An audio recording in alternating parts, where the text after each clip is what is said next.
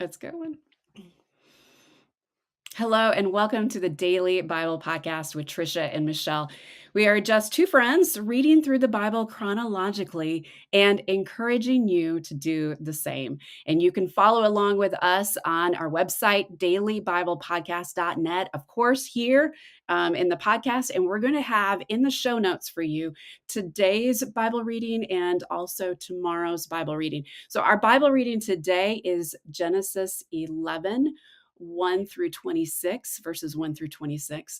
First Chronicles chapter 1, verses 24 through 27. Then we go back to Genesis 11, verses 27. Finish out the rest of that chapter, then go on to chapter 13 and also 14 and finish out chapter 14. Can you believe we're already through chapter 14 in Genesis already? It's amazing how we can move through the Bible, and it's just, 15 minutes a day. So it Yep. can seem overwhelming at first when we're thinking we're reading the whole Bible, but these little steps that we're taking, these chapters that we're reading, it's amazing how quickly we can progress through the Bible. And I love that we're reading chronologically. We're taking the timelines of the Bible historically. And so otherwise I think that Job comes after Esther, and we're going to hit Job pretty soon. He's coming up. Um, Job is he's coming coming up. up. And so I just love that we're taking it chronologically and that we've already dove into we've already dove into First Chronicles. That's awesome to me. So we've already So, cut out some of that too. Some of First yeah. Chronicles is done. Yeah, there you go. It's shorter for when we hit First Chronicles. It's shorter Yes, because I know that sometimes some people are like, "Nah, I don't like Chronicles." And then there's those other people who are like, "Oh, God taught me so much in Chronicles." exactly. He's going to teach us So something. that's true. That is so true. So let me recap what we learned today, what we read today. So about this time in Genesis that we're reading, all the people of the earth spoke the same language. Like they all spoke English or they all spoke I Mandarin, don't know if but it was they English. Yeah, there's something. you're true. You're right. It probably was not English. We know it wasn't, but they all spoke the same language. So if they went someplace else and they were trading or bartering, everyone knew what language they could do that without going, what did you say? But so God's people, they all gathered near Babylon to build a tower and they wanted to make themselves famous. That's what we do, right? We all think it's all about us. So, do you happen to see any trouble coming here? Yeah, it just seems like whenever there's pride and like wanting to take the place of God and Mhm. make our name famous instead of his, it seems like it's leading to trouble. Yeah, it's so leading to trouble. So, what God did, because God can do these things, he confused their languages and he scattered them. Can you just imagine how he confused them and scattered them? Like, I just, in my mind, like a movie theme is sort of playing out. And I'm like, how did he scatter them? Like, did he just go poof and they scattered? I don't know. You're But like one day talking to your neighbor and you've always been able to talk to them, and the next day you go to their house and they're saying something and you don't understand. But then maybe yeah. the neighbor like three doors down, you can understand them. So then you just start hanging out with them Uh huh. because you guys can talk the same language, and then you find someone else. And I think they just kind of grouped up in the languages that they started talking. I mean, that's the way I've always kind of pictured it in the movie in my mind. I don't know. Yeah. That's cool. That's really cool. I like the movie in your mind. So just as we're reading today, just when we thought we've gotten past genealogies, because it seems like it's like, okay, come on, when are we done with these genealogies and hard to pronounce names? It's like, okay, are we done yet? But this time, there's a special purpose because the genealogies wrap up as we see that Shem's line is leading to Abram. who is later known as Abraham. And what I love about the genealogies this time and what we just read was how women are slowly trickling in.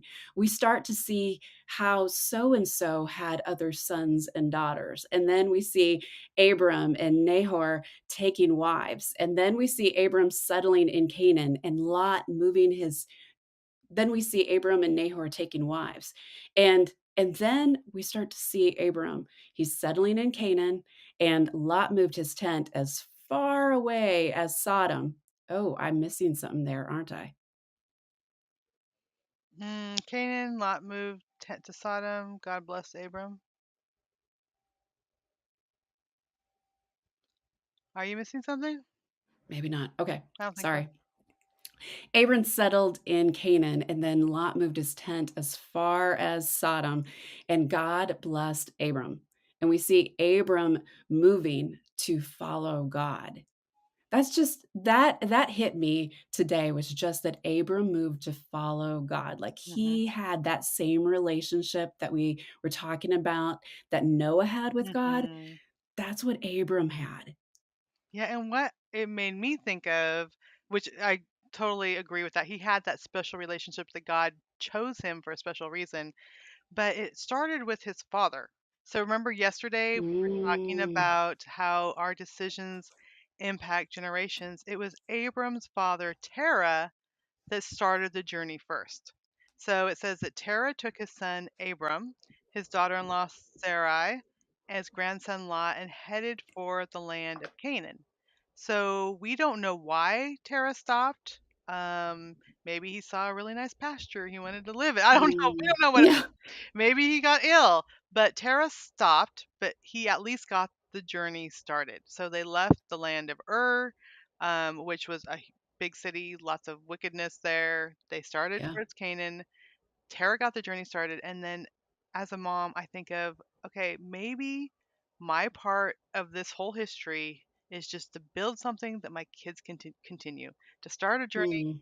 that my kids can continue. And I've thought of that when it came to raising my kids. I felt God whispered that to my heart before, like maybe what I'm doing and serving Him and God's plans for me is just to get it going for my kids so that they will be following Him, so they will follow and understand God. And He's going to do even greater things in their lives than He's doing in mine. So, I think that's so important as parents that we can know that God sees the bigger picture. That's so beautiful, Trisha, because what you're trying to see is that it's not about you. It's what you can pass on. And so to the next, it's what you can pass on to the next generation, to your kids, so they can pass them on to their kids, so that you can impact generations, so you can impact your great grandchildren or great great grandchildren. And that's so neat. One thing that I took away from today's reading was just the story of Abram. Mhm. And it was probably, I don't know, maybe 5 years ago, I was challenged to memorize a portion of Hebrews. And so while ladies in my Bible study were memorizing, a few verses here and there, for some reason, I don't know why, I was like, I'm going to memorize an entire chapter. I And love so that. so I took on Hebrews 11, and do you remember it's the chapter of Faith. basically the hall of faith. Mhm. And so I just want to read here where it's talking about Abram. And in verse 17 of Hebrews 11, by faith, Abraham, when he was tested, oh, wait, sorry. Let's go up. Sorry that it's verse 8 of Hebrews 11. By faith, Abram obeyed when he was called to go to a place that he was to receive an inheritance. And he went out not knowing where he was going. By faith, he went to live in the land of promise, as in foreign lands, living in tents with Isaac and Jacob. Now, we haven't heard about Isaac and Jacob just yet in our story, but Isaac and Jacob, heirs with him of the same promise, for he was looking forward to the city that has foundations, whose designer and builder is God. Mm. And it just reading, having that in my mind as I'm reading through this and thinking, He was looking forward to spending eternity with God. He knew that there was this eternity and that he was building foundations. So it's kind of like the foundation you're talking about building for your children. He was looking at building foundation in the city, the big city, the eternal city in heaven. And I just love how scripture goes back and forth and can point us in different directions. It's so good. And I think Abram, the whole part about faith is he couldn't see what was ahead. Like, they're Mhm. headed toward the wilderness because they left Ur, the city, which was a big, prosperous city, and heading out in the middle of nowhere. Now, Lot, you mentioned, he veered off. There's the cities of Sodom and Gomorrah. That's coming up. But he Mhm. wanted to be by the cities. Abram was still in this kind of wilderness place. And I think sometimes in our lives, we don't understand what God is doing, and we think we're following God. And like, God, we want to obey you here, but this is way harder than we thought. John and I adopted 7 kids. We were following Mhm. God, we were obeying God. There were some times and I felt like I was in the wilderness, like, what was going Yeah. on here? Yeah. But God sees the bigger picture, just like he saw with Abram, who became Abraham, just like he saw with the generations to follow. God sees the bigger picture, and what may be the wilderness to us ends up pointing us to the promised land or becoming the promised land. And in that communion with God as we're following him, like you said, I love that. Abraham saw the eternal city that God was Mhm. preparing for him. So he was led to the wilderness, but it built this relationship with God that led him to looking to the hope of God and the hope of eternity with him. So sometimes when it seems like God is leading us away from the easy life, the good life, he has Yes. so much in store for us. So true. So true. Well, and I feel like your story of your adoption, and I have been there for most of those adoptions, Yes. for most of those children that you guys have brought into your home. And just that story is a story that brings us to the word of the day because it's persistence. Hmm. You guys had persistence. I watched you and your husband, John, live out that persistence, even though it wasn't easy. You were like, no, God has called us to this.